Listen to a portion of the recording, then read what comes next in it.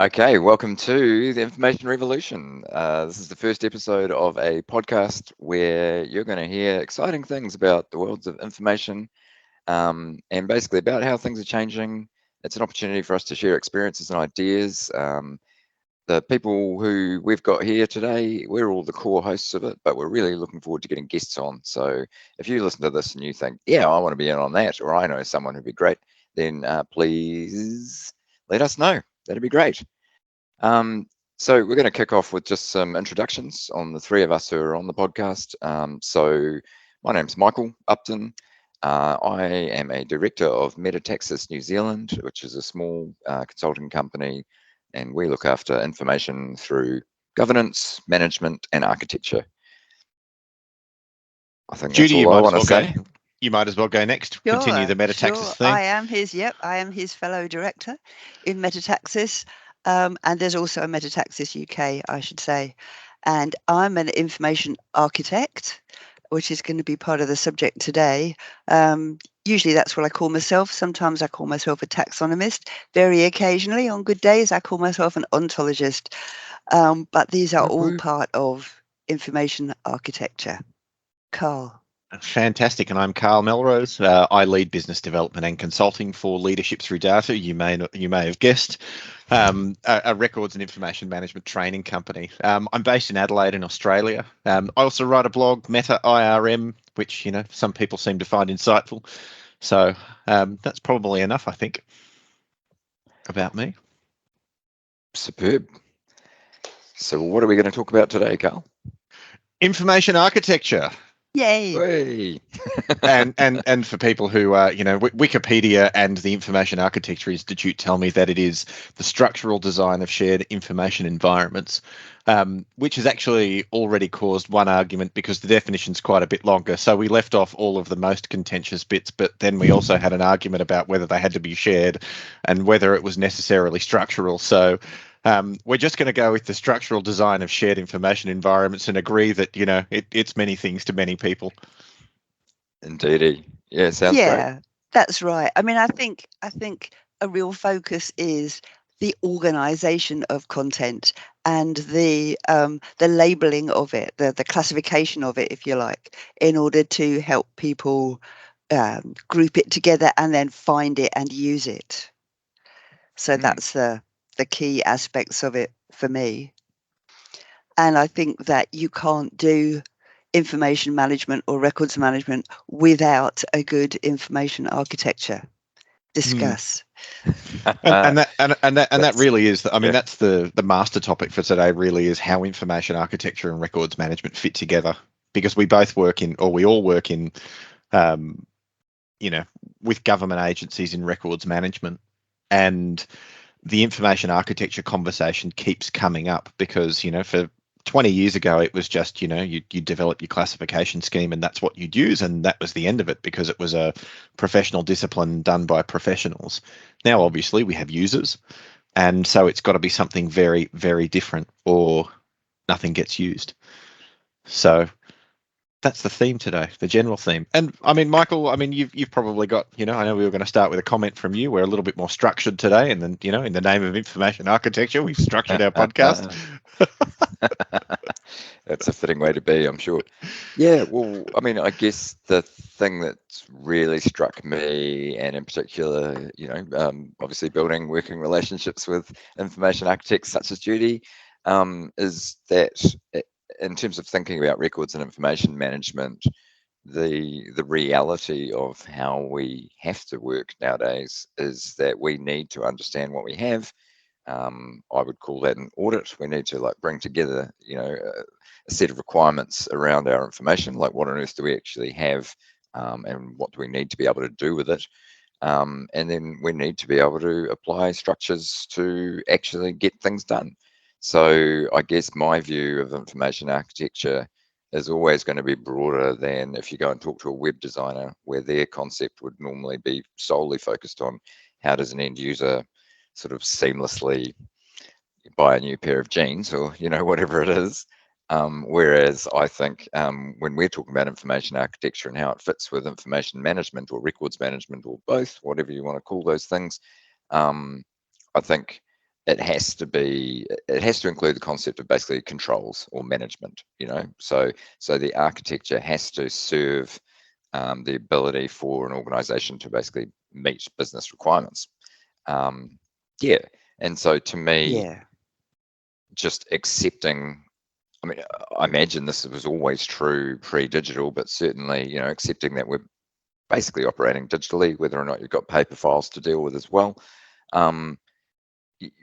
You can't efficiently manage information without thinking about information architecture and thinking about how that then translates into systems. So, how does that actually show up in terms of interfaces and software and so forth? So, so to me, information architecture and information management, must coexist, must work together. Otherwise, information management's not going to happen.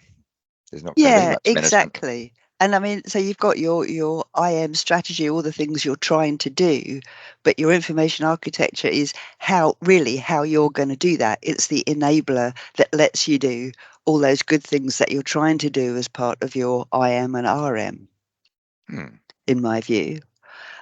Which always starts off, and you mentioned audit there at the beginning or earlier on, which always starts off with knowing what you've got, whatever you want to call that, an audit or an inventory or a look at the landscape. I don't like the word audit because that sounds as if you're saying this is right or wrong or good quality or bad quality to me.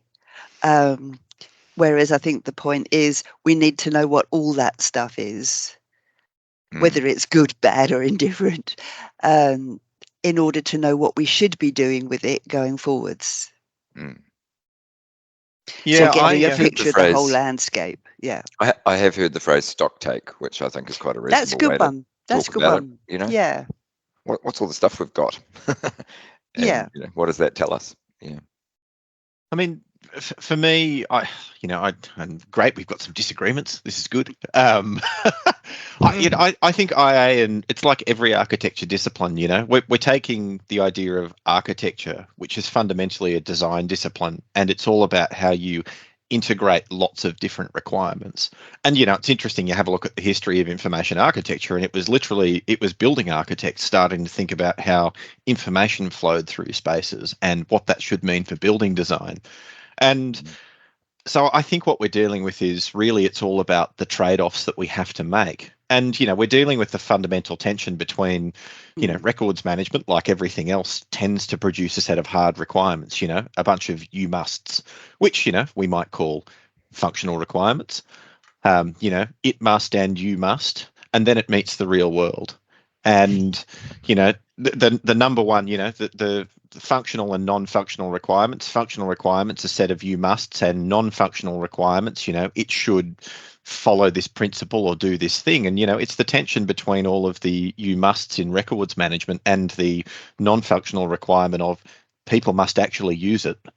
And that's where all of the tension comes in. And I think how you resolve those things is really that's really the art of information architecture, because if you go into an organization where everybody's been there for 40 years and it's a technical discipline and they use technical terms with precision, you build a very different information architecture than you do if you've got, if you've got a 25% turnover rate every year and you've got a really hard core of people who have been there for 15 years who use terms with precision, and then you've got everybody else that needs to use it that's turning over every 3 years. You build very different systems when you start to have to think about those sorts of things. And for me, information architecture is how you do that stuff. And when my architecture training was 15 years ago. I went through a business architecture course that Cisco were actually running at the time, which was absolutely brilliant. But the fundamental, that was really my first exposure to information and business architecture. And the thing that I've always taken from that, the most functional basic principle, are the ideas of current states and desired states. And I've got a small disagreement is that, yes, okay, we might want to start with an audit, but your target state may have nothing to do with your audit. There's obviously going to be a whole bunch of transition states about how you get from, where you are now to where you want to be. But ultimately, I think organisations sit down and say, where do we want to be? And they sit down and they, paint nirvana. And then they probably come back and go, right, how do we get there? Well, we've got to start with the current state. This has been an ongoing problem for records management forever. How do you roll a classification scheme out? Well, on, day -1, nobody's got anything, or they're doing things over here. And day 1, all of a sudden they've got this new thing that they're all supposed to use perfectly. And I think if we're doing information architecture well, I think that's one of the other things we're doing. We've got a number of transition states between our, current state and our desired state. But the underlying thing there is it's how you manage all of those tensions. And, one of the tension that I've just been talking about is how fast can your people change? How fast can you implement systems? All those sorts of things. But I think that's the challenge. The challenge is it's a big discipline. It has to integrate lots of things. Obviously, what I've been talking about there is that there's obviously an integration there with technical architecture and system architecture as well. And that's actually one of the problems, I think, for information architecture. We're talking about how it meshes with records management, which, means there's a set of requirements for lifecycle management, metadata, some compliance aspects. But, it's kind of you tug on this piece of string and you very quickly find out it's attached to the whole universe. Sure. Yeah. I guess, another thing I would say in response to that is that part of that kind of tension I always see in thinking about an architecture or thinking about the management of information is between what you might call the bottom-up requirements. So basically, as an end user or as someone down in the dirt, doing things, what are my needs? Like, what do I need to do during a day in order to basically be effective and just get stuff done, versus what you might call top-down, which is those sort of strategic objectives or straight up business objectives. What are you actually trying to do? And when I say business, I really mean the operation of any kind of organization, and definitely including any kind of government in that. And they will potentially, hopefully not completely clash, but there is often this kind of tension between like a classic one in records management obviously is that thing of like, okay, a set of top-down requirements are those things around how long you retain information for, and the kind of core stuff around disposal or disposition. And then coming from the bottom up is kind of how I need to organize my information so that I can get on with my job. And we've seen for decades basically failures to address the tension between those things by trying to force people into the wrong shape bucket, to completely mess up a metaphor there, but get in the bucket. Or making bad lumping and splitting decisions about how we lump a category together versus how we split it up into subcategories. Absolutely. But the good thing these days is that you're not forced to take just one approach. If you've got your basic groupings right enough, and very particularly you've got your metadata right, then you can present this in lots of different ways and find it in lots of different ways. So we're in a much better place now than we have been previously, when you're trying to do things in, let's say, folders, and trying to use those folders, those containers, for a whole bundle of different things. Just like you're saying there, Michael, you're trying to use it for retention, you're trying to use it for findability, you're trying to use it for access controls, maybe. You're trying to use this one container to do so many different things. Yeah, but we don't absolutely. We don't have that constraint anymore, thank goodness. To some extent, right? To some extent. We still need containers, and we still need to work out, but that's the fun of an information architecture, is working out what your optimum container stroke metadata is. It's never going to be perfect. There's always going to be something that doesn't quite fit work, but what's the best you can do? And that is fun, and it is an art, and it is a science. It's all of those things. How much do you find that in your professional practice you're you're working with management to create pressure in the areas where you know it's not perfect, but you've got to get people to use it. And so you're trying to look at other ways to create pressure to get people to do something that, you know, might be slightly unwieldy for them. I mean, is that part of your architecture practice as well? It is. Well, that's the whole education side of it, and you can't do any of it. I mean, the thing is, if you've done a good job around your information architecture, you will have talked to as many of these people out there as possible, or a very good representative sample. And in my experience, people are often desperate to talk to you about what it is they want. It so often happens that the senior people will be saying, well, these people don't have very much time because they're all so busy. When you go and talk to the users, they're going, I am busy. I am so busy because I can't find anything. And I'm so pleased to see you. Please come in here and let me talk at you for, hours. Yeah. About what it is I need.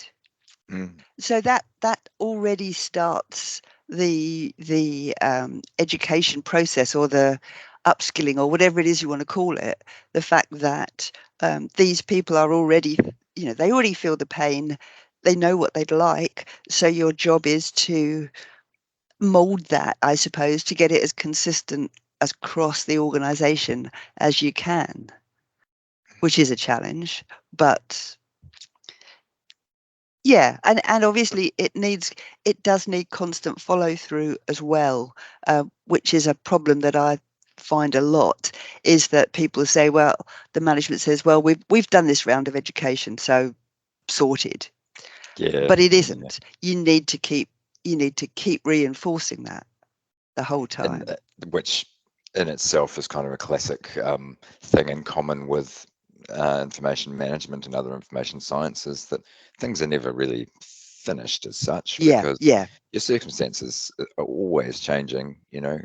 Just like Karl, you mentioned the idea of a high turnover organization, or just kind of machinery of government stuff is a really extreme version of it, but also just obviously just events in society, like how many people needed concepts within an architecture that talked about a pandemic before a couple of years ago, would be a sort of bleedingly obvious kind of example where there needs to be some kind of ongoing commitment to making these kind of changes, I think, or managing an architecture over time.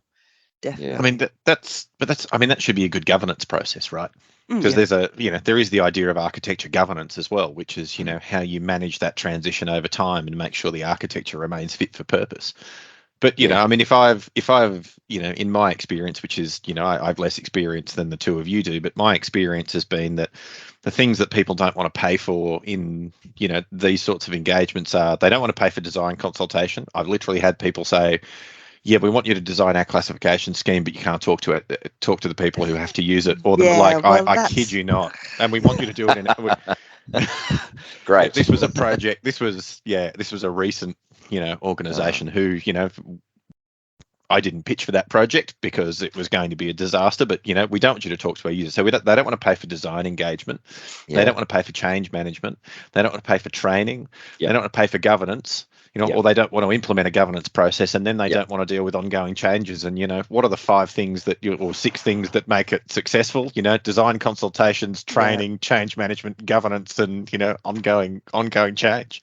Yeah. How does that? I guess. How do you make the cases for all of those things so that it's not just done as a tick box exercise? What would you tell people about how to make the case for those things? Crikey, that's a really good question. I mean, I guess so. If you think about, the reality is that often information architecture work, well, I don't know how often, but quite regularly is initiated because you've got new software. So it's actually about someone technical change. We need design on the back of this technical implementation. And I think there is really solid evidence that basically investment in design is cheaper than just skipping on that step and putting all your money into the build. Because unsurprisingly, if you haven't spent the money on the design, then the chances of it actually meeting your requirements are obviously really that much lower, and therefore you've just got this much higher chance of rework, which is really expensive, or you just potentially just fail to deliver on your benefits. But sadly, if I was going to be far too blunt on the topic, like, government doesn't necessarily care about that because they don't normally track benefits or there's no benefits realization. There's normally no structured sort of follow through on whether or not it actually achieved what it was supposed to. So I think actually more compelling is just trying to put a cost argument together that basically says if we're investing in the design properly at the front, then the overall cost or total cost of ownership or whatever is actually going to be lower. I think, it's one of those things where to me it just makes such good sense that I do find it sometimes hard to step back and go, well, why do I actually think that? Because to me it just seems obvious, like, this is what we need to do. I mean, is this where, I mean, the interaction between information architecture, information management, and service management should really be a part of it too? Because, the thing that and this is it's a topic that I've really wanted to follow up on with lots of people over the last 18 months, but just haven't had the time.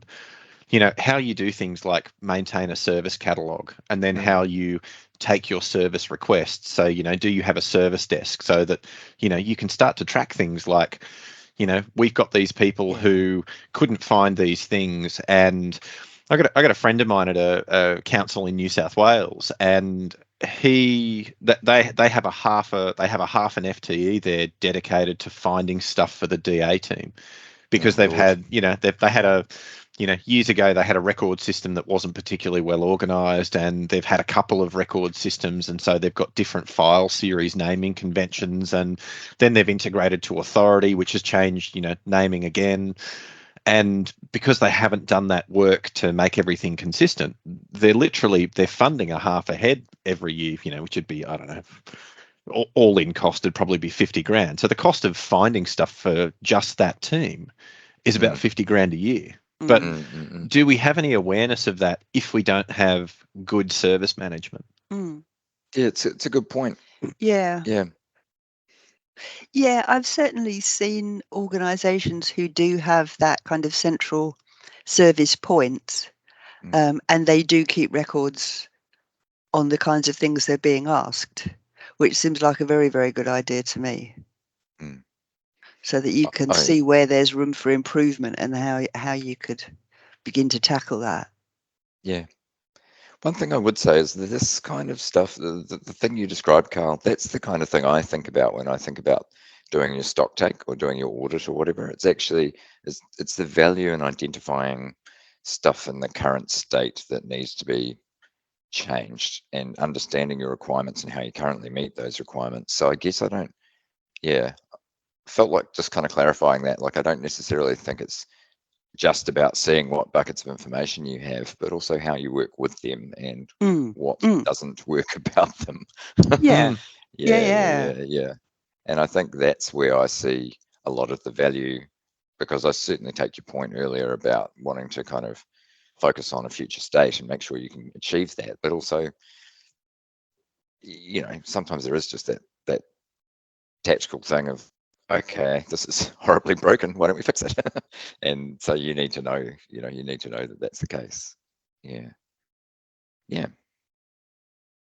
Well, I think we're at about 25 minutes, and we said that we were going to be disciplined and we were going to stop. I think that's a great idea. Yeah, I think that's a good idea. So, Michael, do you want to wrap us up? Or do you want to make one more comment before you wrap us up? Or should we have a parting comment from each of the esteemed panelists? Exciting times. I'm happy to wrap it up, and I would wrap it up by saying that I'd be interested in those who are listening to this, your thoughts on whether you're currently doing information architecture.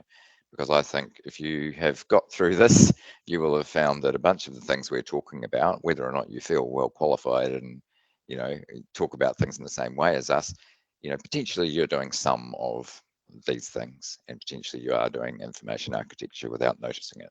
So, that's that. In general, of course, we'll say those generic things that people often say on a podcast, which is, we're just trying a new thing here. Would really love your feedback. Would really love to hear, how you found this, whether there are things in particular you wish there was sort of an information related podcast about. We'd love to hear about topics.